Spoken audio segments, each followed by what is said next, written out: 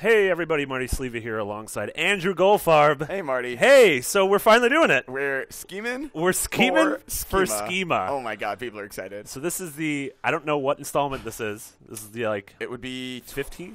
20? No, more than that. I think it's closer to 20. Okay. We probably could look that up. So we did a we did a long Let's Play series of Lightning Returns Final Fantasy 13 in Japanese. And then Marty went to Japan. And then I went to Japan. Mm-hmm. I literally got back from Japan like an hour and a half ago. And then I said, what better way to celebrate my return than to finally film Scheming for Schema? Yeah. So, yeah, none of that has anything to do with each other. No, so I literally forgot how to get on a chocobo.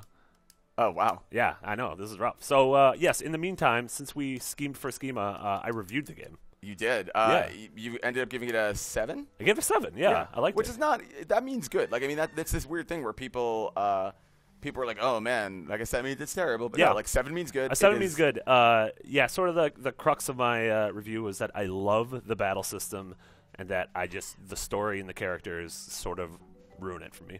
Yeah, I mean, and look, I'm not done with the game yet. I am playing it in English now. I'm a decent chunk in, probably, I don't know, somewhere a little under 10 hours probably.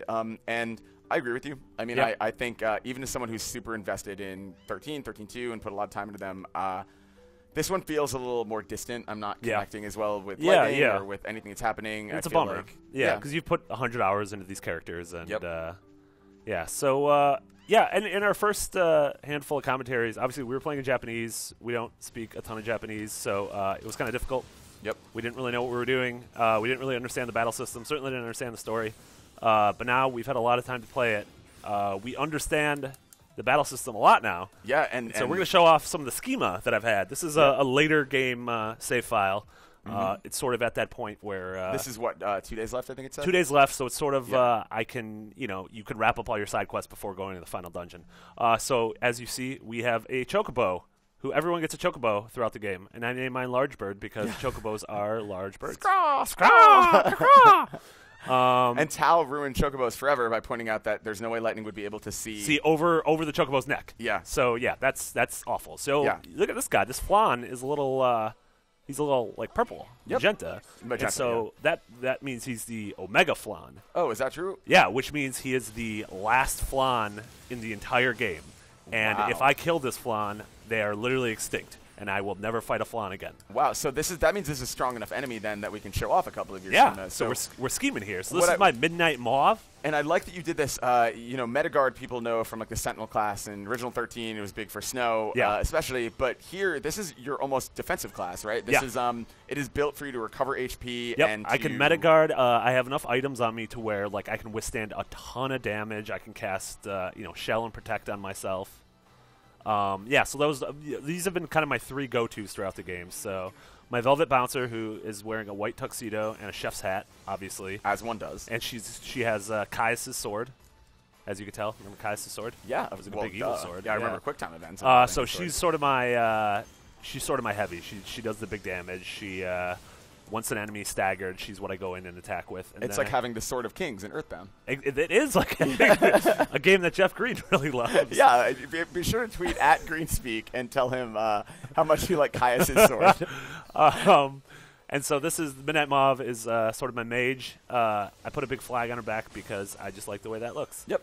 So now, we're going to kill this flan. So, flan's dead. Wow, that's it. The flan is extinct. How does it feel? How does your genocide feel? It feels a little good, if I'm going to be honest. Yeah, well, you accomplished something at least. Yeah. Like, maybe it's not a great thing because you destroyed an entire species. Sure. But General Custer wasn't a great human being. Right. But he accomplished something. He did. Jesus. No. Look at that. Exterminated. Defeated every mini flan. Wow. Yeah. So they're gone. So that's sad.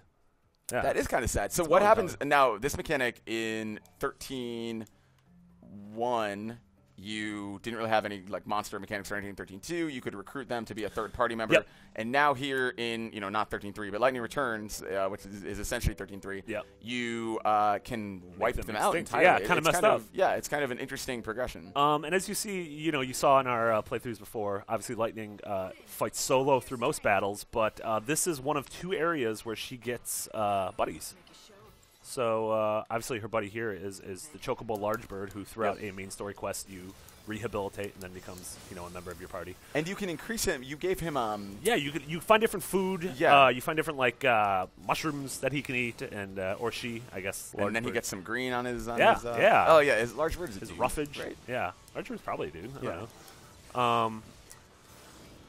But yeah, so and then there's another area. I guess I won't spoil it for people, but there's another area where a character from that anyone who played 13. Will well, I mean, there's remember. footage of that character in your video review, I think. So. Oh yeah, that's right. Yeah. So Fang Yeah. joins you for a single dungeon and helps you out. Yep. Yeah, I mean, and I think that's cool they did that. I think, like, I like that they stuck to their guns and didn't, at least as far as I've gotten, didn't change it up so much that.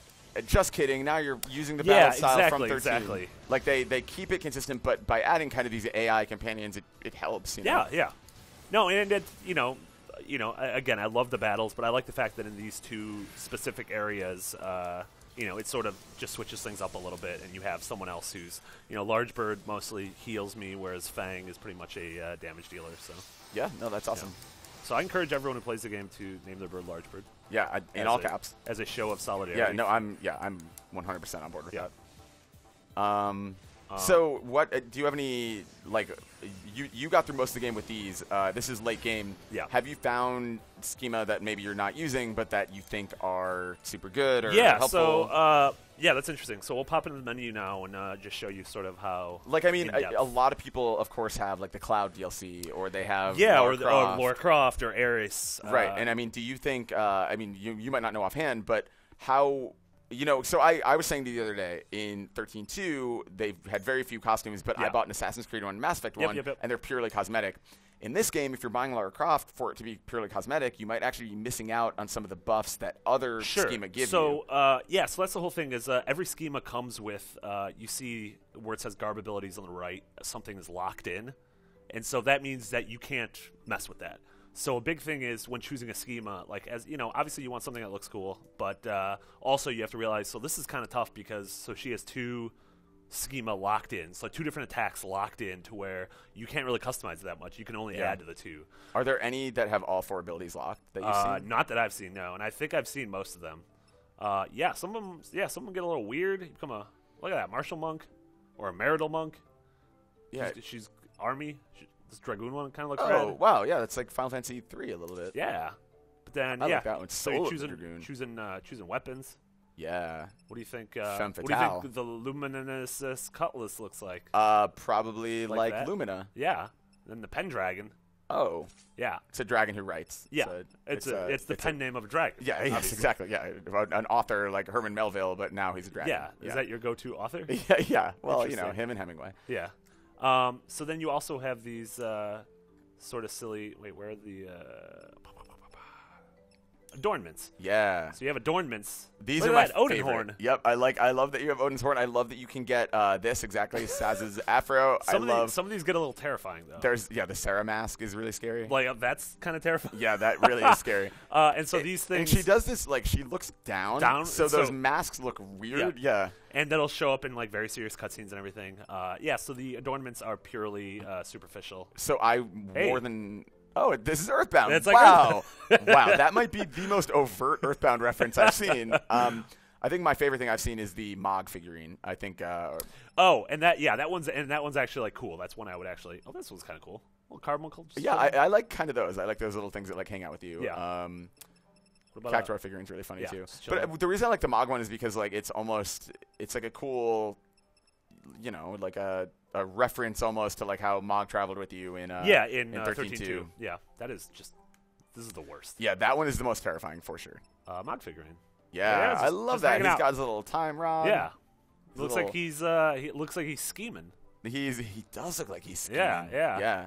But looks like a Pikmin. Do you think Moogles are related to Pikmin? They both have the things in their head. Oh, maybe. That's cool. That just looks like a Moogle Sim. bauble. Oh, it's like a Sim. Yeah, that looks like a really cheap headband Sims costume that she bought on the way to a video game themed Halloween party. You know who worked on a My Sims handheld game? Who's that? Jeff Green. Oh wow, yeah. Jeff Green of @Greenspeak on Twitter. Yeah. Wow. Yeah.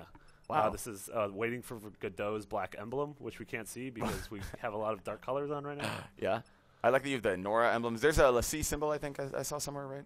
Am I making that yeah. up? No, you didn't make that up. You were thinking of Lucky Clover. You got a Yeah. lot of things she puts on her head. Yeah. That's a little weird. Yeah. So this is. It's very deep. It is. Like, I mean, I and like that's that. and the battle system is the thing that really kept me going and kept me happy throughout. Oh, the whole totally. game. And I think a lot of people like would see these trailers for costumes before the game came out and would kind of make fun of it. But Yeah. when you find out they're not purely cosmetic, that Yep. they do actually offer things to you, and that there are some that you can't unlock till later in the game that give you these incredible stat advantages, like that's really cool. Because again, you don't level up in this game in the way you would in every other traditional RPG. sense. Yeah. You do it by beating quests. Exactly, but Yeah. this is the only other way to get bonuses is with equipment like Yeah, this, is absolutely. with getting these accessories. Yeah, and and I stuff. found myself every probably like half hour, I would go back to the menu and sort of just play with everything and Yeah. see if there was a way for me to. Whoa, old Pumpkinhead. Wow, that's actually kind of cool. There's a lot of terrifying things. Yeah, let's see if we can make someone that themes with this Pumpkinhead. Is there like a black robe? Is there like Jack Skellington? Yeah. Oh yeah, that'd be cool. I know I said a black robe. Yeah. Shadow Trooper. Ooh, yeah, that'll work. Well, I mean, a little skimpy for a pumpkin. Well, it's got a lot of wow. of lightnings. Yeah, that doesn't seem comfortable to fight in. Dragon's Blood. Oh, that one's scary. There you go. Oh, jeez. Yeah. Yeah, I think that fits. Yeah. I would be terrified if I saw that. Yeah, I think I would. Yeah, I've had 2 nightmares that revolved around things that looked like this, and they were the worst. Yeah. They were not enjoyable. Yeah, so that was Schema for Schema. I'm glad we finally did it. Yeah, the much anticipated. Yeah, after Obama made the speech talking about how this was needed for the morale of the country. Yep. Schema needed to be schemed. It's true, and this is my last video. This is your last video or anything. Yeah, this is your last piece of IGN content. So I believe it is. Yeah, this is really exciting. I'm very happy that I got to be a part of it.